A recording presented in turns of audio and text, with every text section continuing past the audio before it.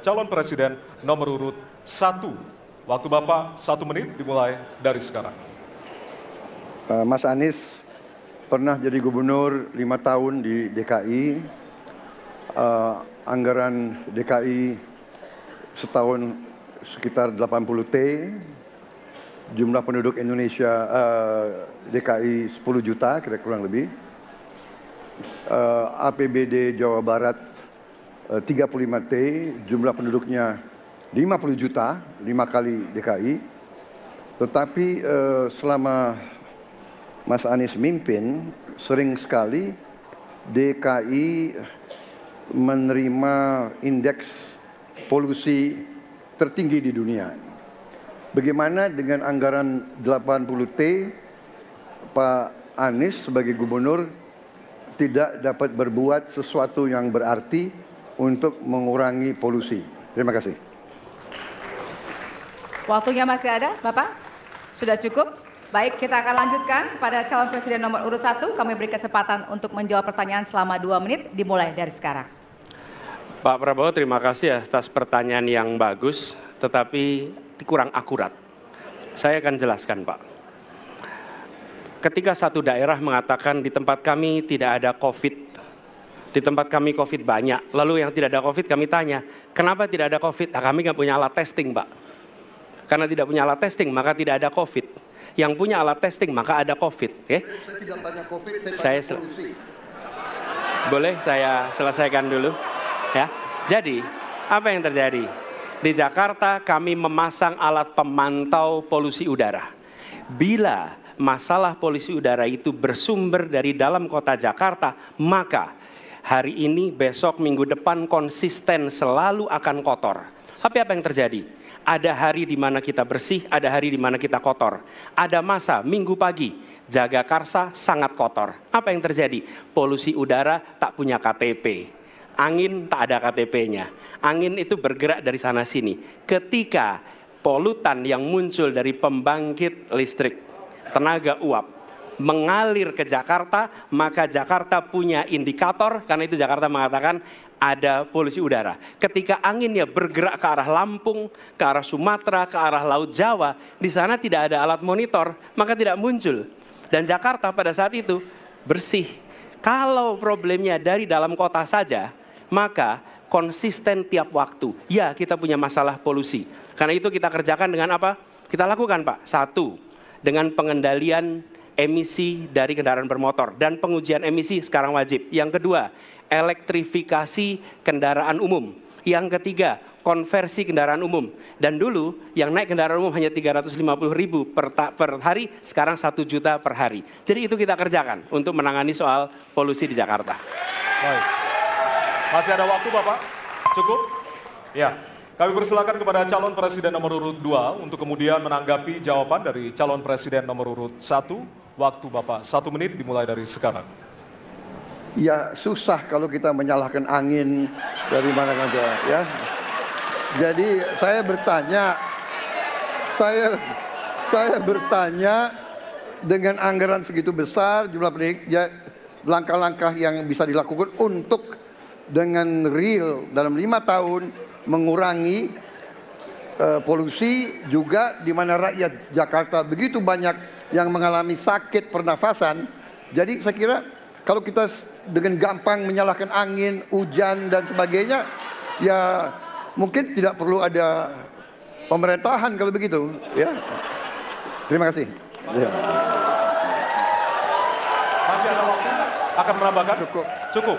Baik, selanjutnya kami berikan kesempatan kepada calon presiden nomor urut 1 untuk menanggapi tanggapan dari calon presiden nomor urut 2. Waktunya 1 menit, dimulai dari sekarang. Ya, inilah bedanya yang berbicara pakai data, yang berbicara pakai fiksi. Okay? Ini pakai data. Jadi ketika ditunjukkan, ya memang ada sumber polutan dari dalam kota. Tapi kalau sumber polutan itu hanya dari dalam kota, maka Pak pakai logika sederhana sekali. Jumlah motor dari hari ke hari sama, jumlah mobil dari hari ke hari sama. Maka harusnya angka polusinya sama setiap waktu. Betul tidak?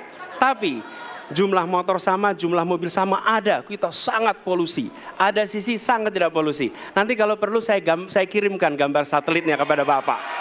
Supaya Bapak bisa menyaksikan. Dan inilah Mengapa kita mengambil langkah itu pakai ilmu pengetahuan, pakai data, dan menggunakan saintis untuk terlibat. Kalau tidak pakai itu, maka nggak akan ada langkah yang benar. Dan ini kemudian saya teruskan, Pak. Bagaimana pengendalian itu dikerjakan untuk dalam Jakarta. Jika saya terpilih presiden, maka yang luar Jakarta saya kendalikan juga, Pak. Baik. Terima kasih. Ya, dan selanjutnya kami akan beri kesempatan bertanya yang tentunya akan diberikan kepada calon presiden nomor urut 3 untuk bertanya ke calon presiden nomor urut 2. Waktu Bapak 1 menit dimulai dari sekarang. Izinkan saya harus membaca data untuk mengingatkan. Pak Prabowo, karena nomor 2 saya pertanyaannya 2. Ada 12 kasus pelanggaran HAM berat yang sudah dikeluarkan mulai dari peristiwa 65, penembakan misterius, Talang Sari, penghilangan paksa sampai Wamena. Dan saya ingatkan tahun 2009, DPR sudah mengeluarkan 4 rekomendasi pada saat itu kepada Presiden. 1, membentuk pengadilan HAM ad hoc. Yang kedua, menemukan 13 korban penghilangan paksa. Yang keempat, memberikan kompensasi dan pemulihan. Dan yang keempat, meratifikasi konvensi anti penghilangan paksa sebagai upaya pencegahan. Pertanyaan saja 2. Kalau Bapak ada di situ, apakah akan membuat pengadilan HAM dan membereskan rekomendasi DPR?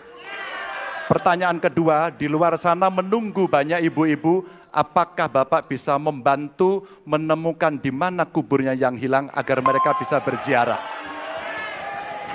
Persilakan.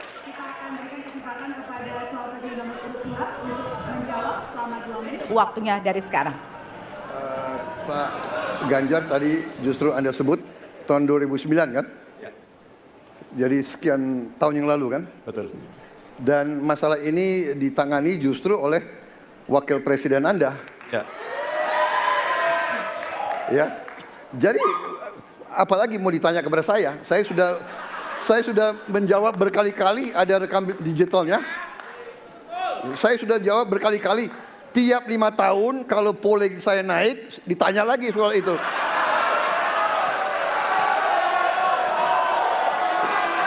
Bapak tahu data nggak? Bapak tanya ke Kapolda, tahun ini berapa orang hilang di DKI?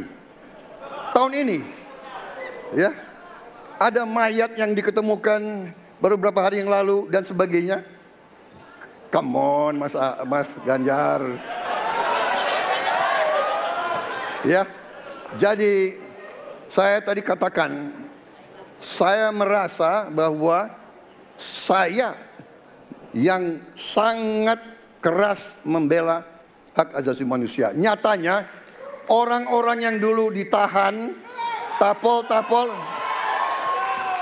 yang katanya saya culik, sekarang ada di pihak saya membela saya, saudara sekalian.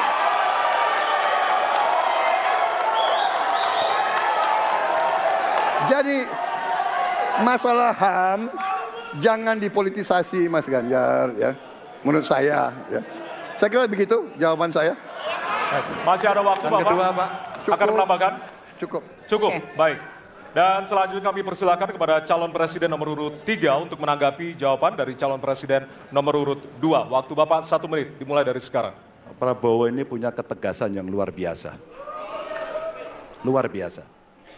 Tapi sayang pada 2 jawaban ini sama sekali tidak punya ketegasan itu. Kenapa saya sampaikan? Pertanyaan saya sebenarnya 1. Apakah kalau Bapak jadi presiden akan membuat pengadilan HAM? Pertanyaan nomor kedua, apakah Bapak bisa menemukan, menunjukkan, membantu pada keluarga agar kemudian mereka bisa berziarah? 2 ini sama-sama tidak dijawab. Maka kalau kemudian saya boleh meminta, kalau saya jadi presiden, Pak, saya akan bereskan ini, Pak.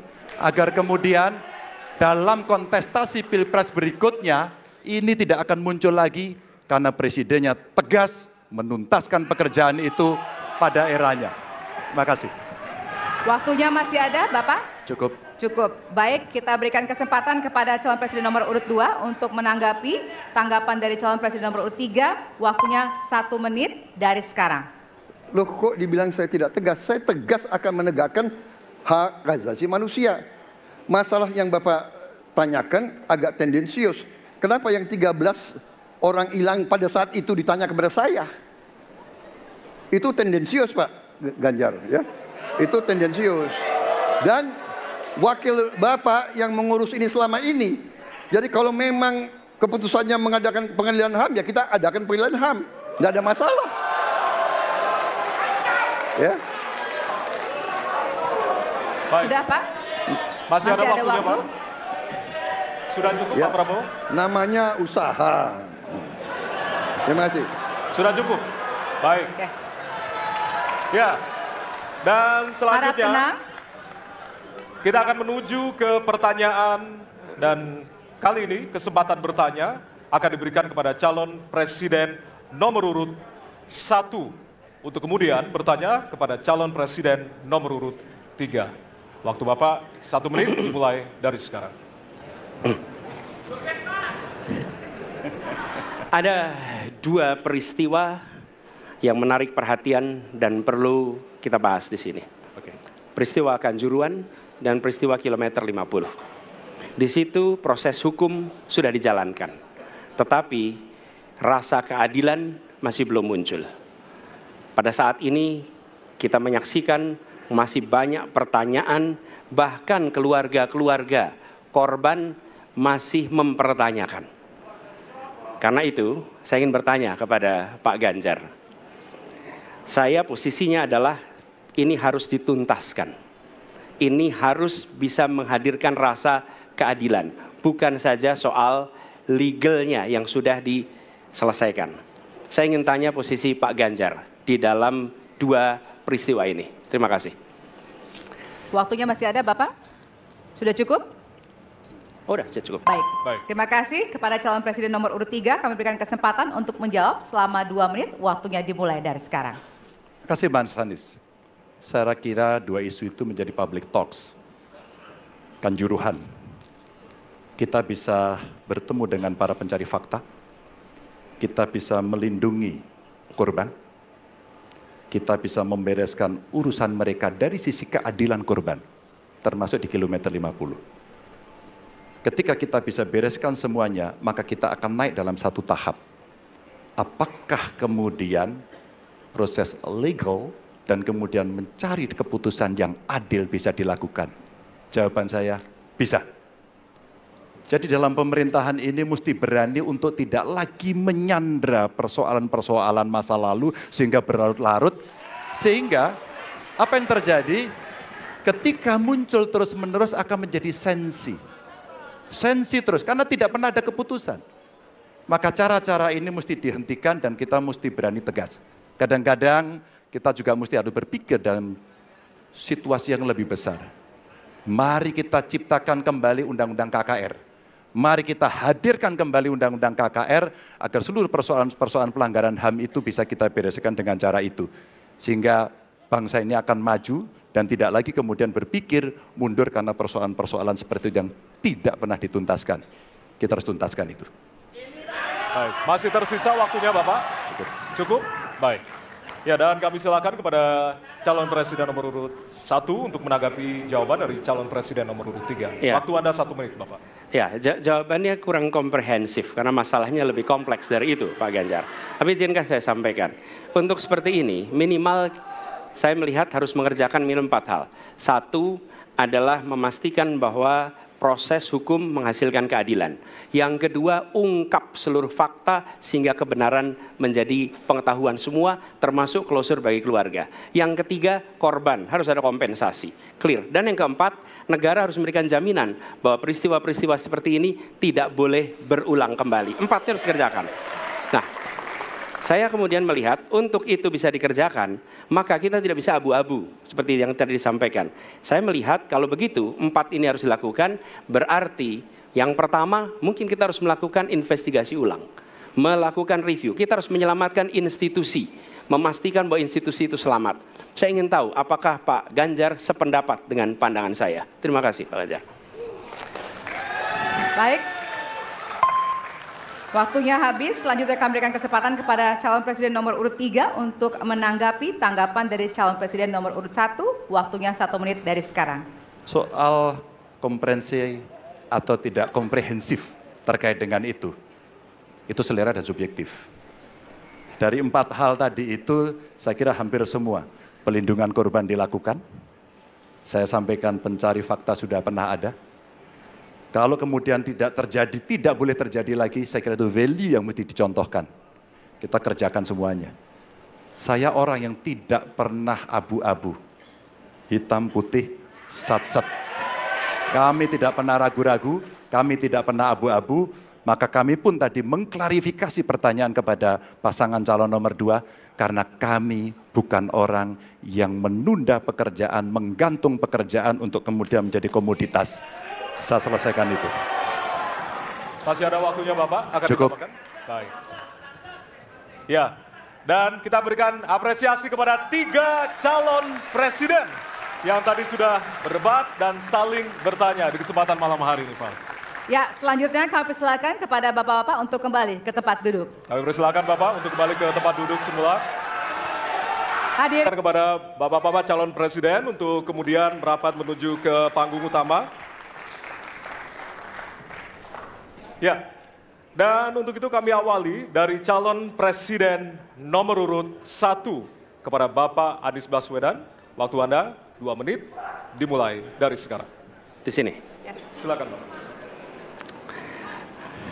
Saya rasa kita sama, rakyat Indonesia, saya, kita semua. Bahwa kita menginginkan sebuah negeri di mana praktek korupsi diberantas hingga tuntas. Pemerintah memberikan pelayanan yang terbaik. Dan kemudian kita menjunjung tinggi etika. Kita sama di situ. Karenanya saya ingin sampaikan kepada semua bahwa saat ini kita di persimpangan jalan antara tetap menjadi negara hukum di mana kekuasaan dikendalikan oleh hukum, atau kita menjadi negara kekuasaan di mana hukum diatur dan dikendalikan oleh penguasa. Oke? Dalam situasi itu, saya ingin sampaikan, kini adalah sebuah gerakan perubahan. Kita sama-sama.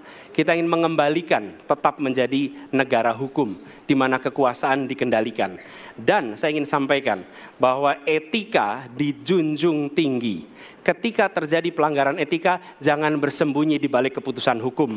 Justru kita harus mengatakan bahwa tugas dari pimpinan tertinggi memberi contoh. Bila ada pelanggaran etika, maka itu adalah mendasar. Bila tidak, maka ke bawah, ke seluruh rakyat, semua akan kompromi. Dan praktek orang dalam yang tadi saya sampaikan akan merusak sendi-sendi kehidupan bernegara kita.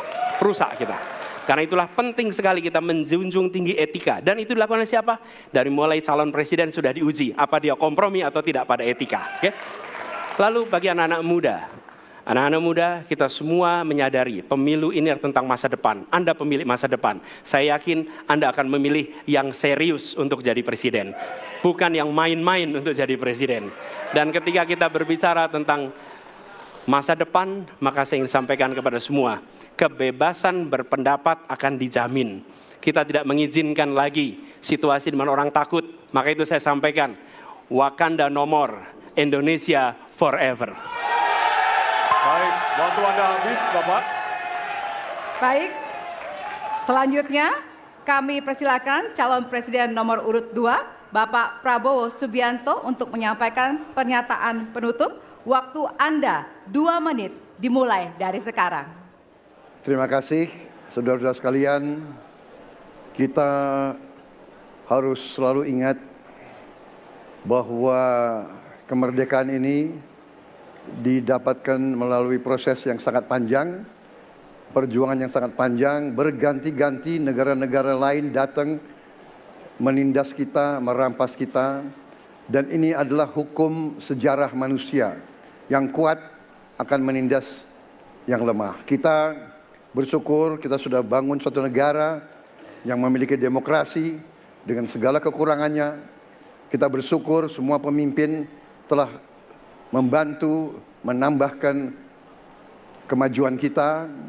Kita ingin lebih maju, kita ingin lebih baik, kita ingin lebih adil, kita ingin hilangkan kemiskinan, dan kita ingin hilangkan korupsi. Kita negara yang sangat kaya, kekayaan kita luar biasa.